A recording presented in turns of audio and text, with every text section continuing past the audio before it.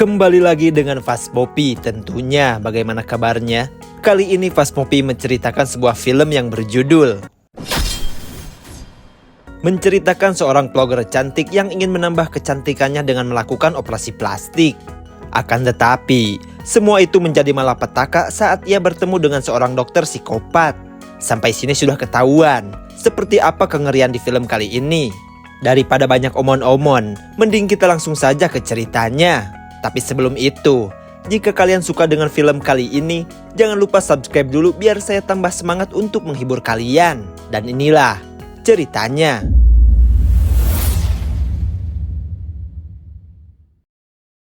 Di awal film, ada sebuah berita yang tengah viral di masyarakat, yaitu mengenai seorang dokter ahli bedah yang melakukan malpraktek kepada para pasiennya. Bahkan, beberapa orang sampai tewas dengan kelakuannya. Selain itu, ia juga terobsesi pada wajah yang kurang cakep dan ia selalu menjadikan para pasiennya agar terlihat seunik mungkin. Namun saat akan ditangkap, dokter itu tiba-tiba menghilang entah kemana. Dan jika ingin melihat hasil mahakarya si dokter, maka lihatlah wanita ini.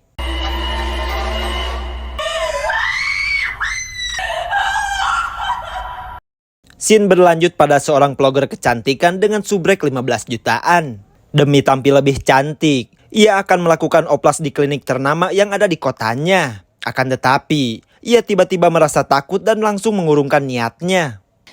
I'm sorry, I can't do this. Wanita ini bernama Alexa, dan saat ia melihat video terakhir yang dia upload, Alexa merasa malu sendiri. Padahal, video tersebut berisi tentang dukungan untuk para followersnya, supaya tak perlu khawatir untuk melakukan oplas. Namun sekarang, malah ia sendiri yang merasa ketakutan. The beginning I see this girl, I'm like, hey, Alexa. Lalu saat di rumah, Alexa malah sedikit cekcok dengan suaminya yang bernama Michael. Karena katanya, Michael mengintip ponsel Alexa dan mendapati kalau istrinya malah chatan dengan pria lain. Tentu Michael berpikir, kalau Alexa sudah selingkuh. Karena setiap kali ada notif WA, istrinya ini malah senyum-senyum gak jelas. Go sleep with Trey. Saw the way your face lit up all flirtation. Lalu di tengah obrolan panas mereka itu, Alexa mendapat kabar kalau adiknya yang bernama Becca telah kabur dari balai rehabilitasi. Alright, wait, I'll go with you. Let me change. Nasib Becca berbanding terbalik dengan kakaknya. Ia malah ketagihan barang haram dan harus bolak-balik menjalani rehabilitasi. Dan sekarang, Alexa heran kenapa Becca malah kabur saat di sana. Namun karena hidup kakaknya yang keseringan hedon itu, ia bahkan seperti tak peduli dengan beban berat yang Becca rasakan. Katanya, ia memilih kabur dari sana karena sudah tak tahan dengan keadaan di sana. I'm sorry, Beth.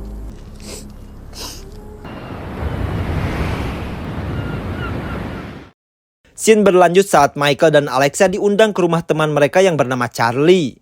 Mereka pun mengajak Becca sekalian, siapa tahu itu bisa sedikit menghiburnya. Well, you. Yeah, it cost me millions. I'm gonna cheer you up. Come on. Charlie dan istrinya yang bernama Trinity ini adalah seorang musisi papan atas. Mereka baru saja menciptakan lagu baru dan ia ingin para sahabat baiknya untuk jadi yang pertama mendengarnya. Yo, Kenny. I don't know. Lalu Charlie menyuruh Kenny untuk mengambilkan laptopnya yang berisi lagu tersebut. Karena sebagai asisten kepercayaannya, Kenny punya tanggung jawab untuk mengurus segala keperluan mereka. Ini sungguh bencana. Satu-satunya tempat penyimpanan file berharga malah hilang dicuri.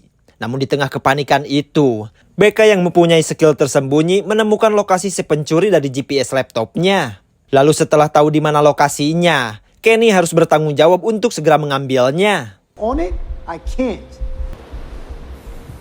He's always doing this. You seem to forget that and take that for granted. Singkat cerita, Kenny pun tiba di lokasi keberadaan laptop tersebut. Namun karena ini daerah terpencil, maka Kenny harus sedikit berhati-hati. May I help you? Si nenek begitu hangat menyambut Kenny seolah-olah baru pertama kali dikunjungi oleh tamu. Dan ketika akan menjelaskan maksud kedatangannya, si nenek berkata kalau Kenny masuk saja dulu sambil menunggu putranya kembali. Karena merasa si nenek bukan orang jahat, Kenny tak menaruh curiga dan nurut saja apa kata beliau. Di sana, si nenek yang sedang asik nonton film kedokteran pun berkata, kalau wanita di film itu terlihat begitu jelek dengan sikap yang murahan. Bayangin saja, gadis secantik itu saja dibilang jelek. Ini sedikit aneh dengan pikiran si nenek. Bennett's always going for those.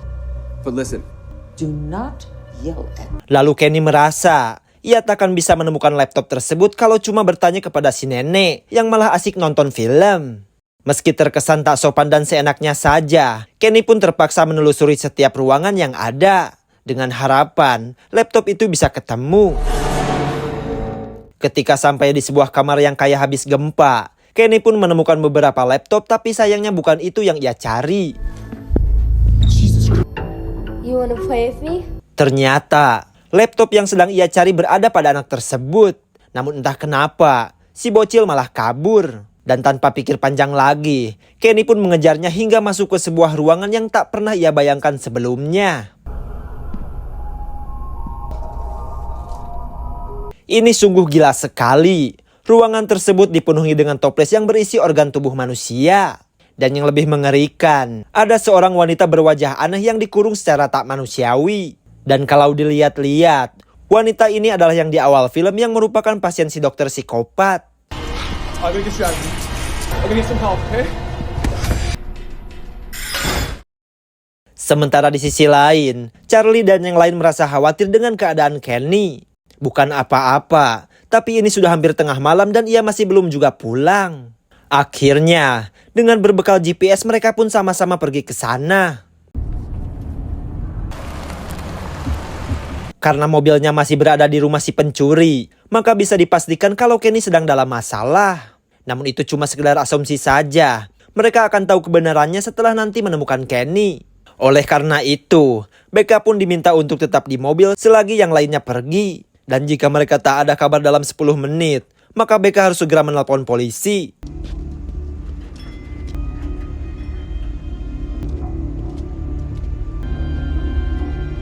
Yo! Mereka berempat pun bertamu ke rumah tersebut.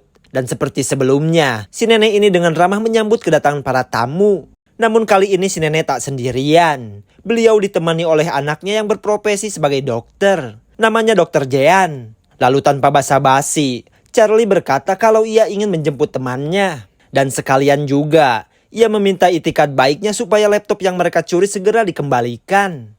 Where is he? I'm not sure I know what you're talking about. Unless you like dealing with the cops? Dr. Jean mengatakan kalau ia tak tahu menau mengenai laptop tersebut.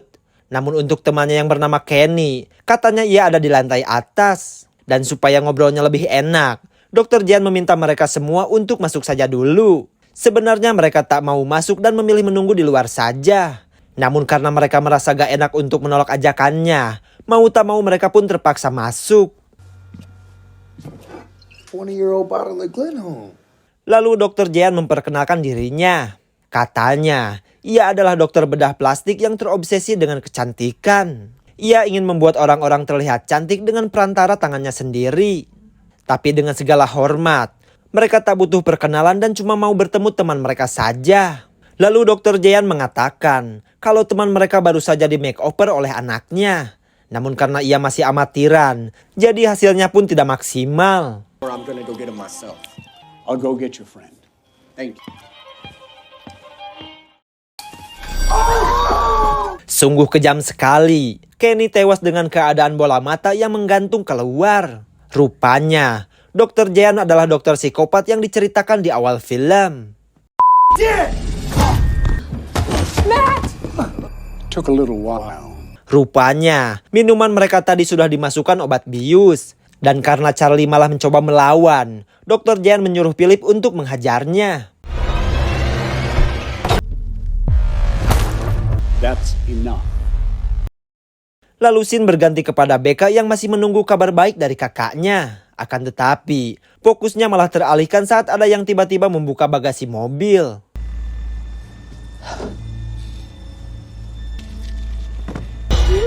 You found me. Tentu Becca terkejut ketika melihat si bocah yang tiba-tiba nongol begitu saja. Lalu, Becca menyuruh bocah bernama Timothy ini untuk segera pulang. Namun si bocah ini tak peduli dan malah memuji kecantikan Becca. Katanya, kakaknya yang bernama Philip pun menyukai Becca. Who's Philip? Nasib Becca pun tak jauh beda dari keempat orang tadi. Dan kini, ia akan menjalani operasi wajah oleh si dokter psikopat. Akan tetapi, ia melihat luka di tangan Becca yang terlihat kayak orang yang mau bundir. Dr. Jehan pun langsung berubah pikiran dan akan meneruskan apa yang sudah Becca lakukan. Anesthesia. Philip. Lalu scene berpindah kepada Charlie yang tiba-tiba terbangun di dalam bak mandi berisi air es. Akan tetapi, ia merasa ada yang aneh dengan kedua kakinya. Sungguh kejam sekali perbuatan si dokter itu. Kini Charlie harus kehilangan kedua telapak kakinya. Namun ia tak punya waktu untuk meratap. Charlie pun bergegas keluar walaupun dengan cara merangkak.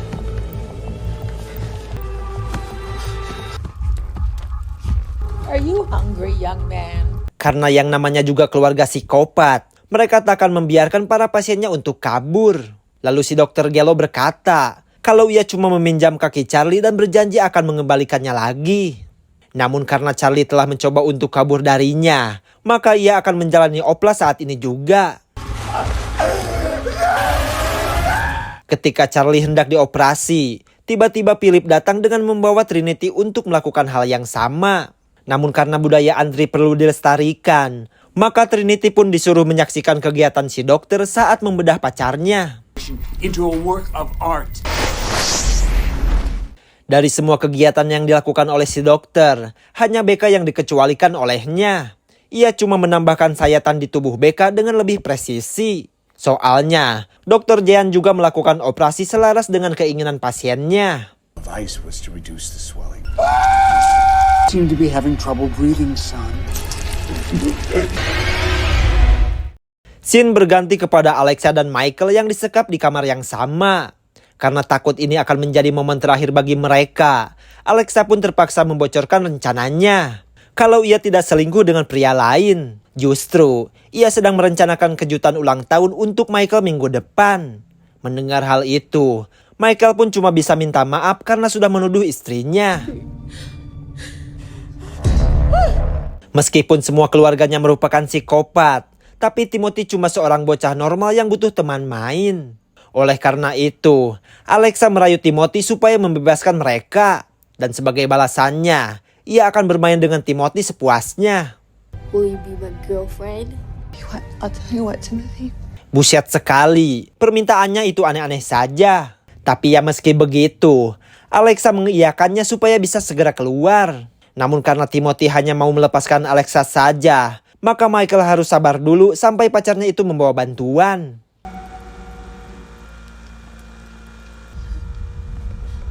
Namun sebelum keluar, Alexa mengucapkan terima kasih atas bantuan Timothy ini. Dan ia berjanji akan segera kembali setelah semua ini berakhir. Setelah berhasil keluar, Alexa pun bergegas kembali ke mobil namun ia tak melihat keberadaan adiknya. Selain itu, kunci mobilnya pun pasti dibawa oleh Becca. Setelah selesai dengan Charlie, sekarang giliran Trinity yang akan dibuat lebih cantik. Akan tetapi Dr. Jehan merasa kalau Trinity ini tengah hamil muda. Tentu saja, ia pun begitu senang karena koleksi janinnya akan segera bertambah lagi. Lalu di waktu yang sama, Philip melihat Alexa sudah tidak ada di kamarnya. Mengetahui hal tersebut, ia bergegas untuk memberitahukan kepada ayahnya. Girl is gone. What? Go!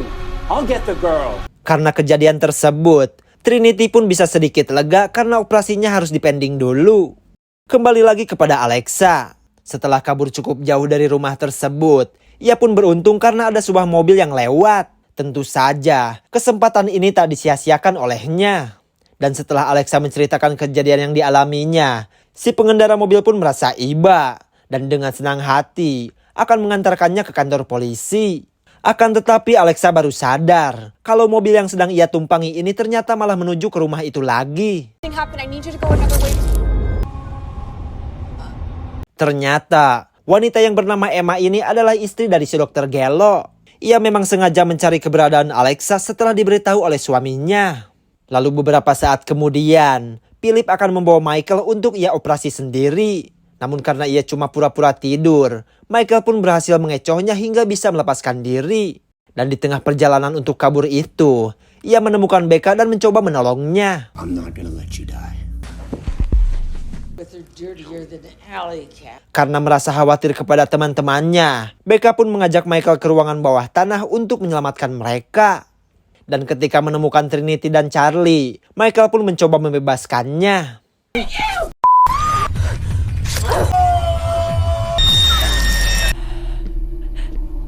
Karena keadaan sudah begini, kayaknya peluang mereka untuk bebas pun sudah tak ada lagi.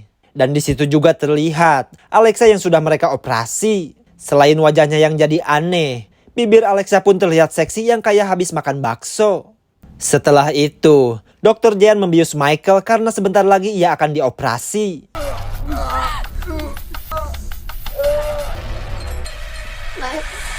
I admire that.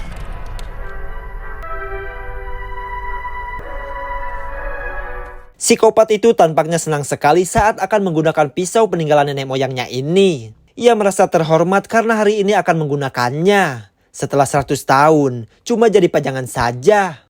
This has been in my family for... You are quite the specimen.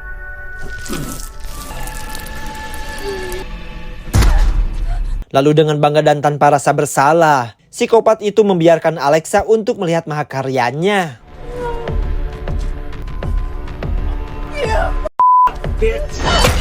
Si Dr. Jean tak mengetahui kalau Becca juga ada di sini. Ia pun mencekiknya sampai tewas.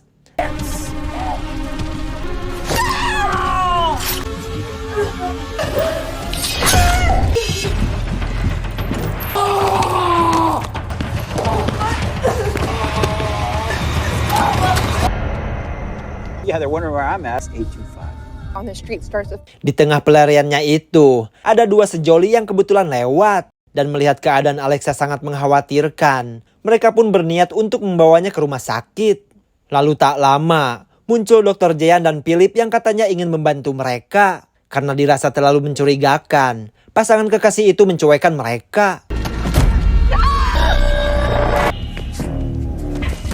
Meski terasa seperti tak tahu terima kasih, Alexa yang ingin kabur langsung tancap gas meninggalkan mereka. Dan di tengah perjalanannya itu, Timothy yang juga ikut bersama mereka ternyata menyusup ke mobil ini.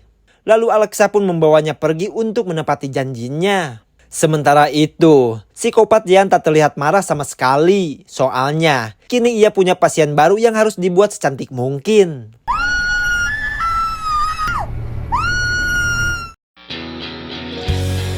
Nah, itulah kisah dari keluarga psikopat yang begitu terobsesi dengan sebuah kecantikan. Ada sebuah pelajaran yang bisa diambil. Mau secantik atau sejelek apapun kalian, semua tetap punya pasarnya sendiri.